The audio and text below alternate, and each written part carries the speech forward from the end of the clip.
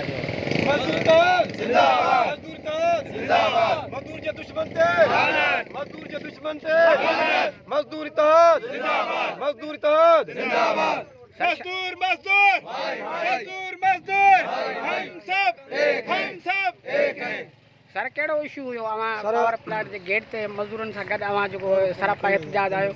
छा मसलो वो हैंडल थियो न थियो या हिन महिल तव्हांजो एहतजाज जारी आहे? सर मां हिते जनरल सेक्रेटरी आहियां CBI यूनियन जो ज़हूर अहमद पिताफ़ी जी। ऐं जेके असांजा पुराणा मसला हलनि पिया उहे अॼु जेके टेबल टॉक अॼु असां गेट ते आया आहियूं ऐं असांजा मसला जेके आहिनि उहे माण्हुनि जा हुया, इशू हुया जेके असांजा माण्हू निकितल हुया ऐं उन्हनि ते जेकी सैलरी जो सिस्टम हुयो उहो आहे ऐं असांजा जेके फिक्स ते नथा खणनि लियाला अॼु उन ते असांजी जेकी टेबल टॉक ठही आहे फिक्स ठही आहे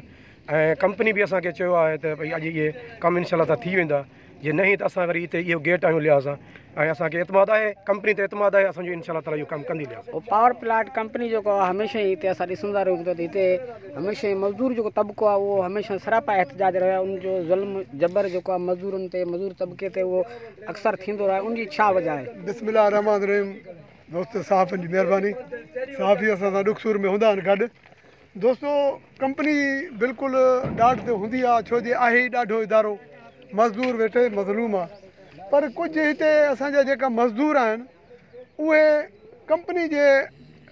जीअं सम्झो त हिकिड़ो माना टोपी ड्रामे में हूंदा आहिनि, पोइ तॾहिं कंपनी जेको आहे हावी थी वेंदी आहे मज़दूर ते। न त मज़दूर जेको आहे इदारो ठाहियो आहे, मज़दूर खां कंपनी हुजे या केर बि हुजे उहो ॾाढो न आहे। कंपनी मज़दूर आहिनि त कंपनी आहे। हिते जेको थोरी पॉलिसी आहे उहा असां मज़दूरनि में आहे कुझु, उहे मज़दूर जेका आहिनि उन जी पॉलिसी ग़लति आहे। छा आहे अॼु तव्हां सहाफ़ीअ घणे सुवालु कयो त असां यको ॾिसूं था एहतजाज, यको इन करे ॾिसूं था त असांजो हिते एहतजाज 4 महीना हो,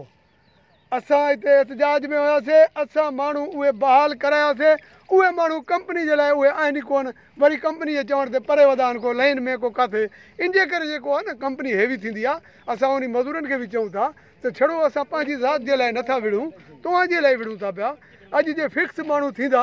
त तव्हां सभई फिक्स थींदा वे न, चाहे घर वेठा हो, जे अंदरि इन थिया आहिनि त सभई इन थिया आहिनि। हिते माण्हू लिखंदा हुआ चाहे कंपनी केतिरा उन्हनि खे लॉलीपॉप ॾिना, उन्हनि खे कंहिं खणायो, यूनियन हिननि मज़दूरनि खणायो। हाणे उहे मज़दूर सम्झ न आहे उहे अलाए कहिड़े ख़्यालात में आहिनि, उहे काॾे मज़दूरनि जे एहतजाज खां भॼी पासे थी वेंदा आहिनि, पोइ कंपनी त ज़ाहिर आहे हेवी थींदी न। अॼु जेको तव्हांजो हिते सरापा एहतजाज आहे उहो कहिड़ी वजह वजह उन खां ई थियो आहे त अॼु जेको एहतजाज आहे असांजो उहो माण्हू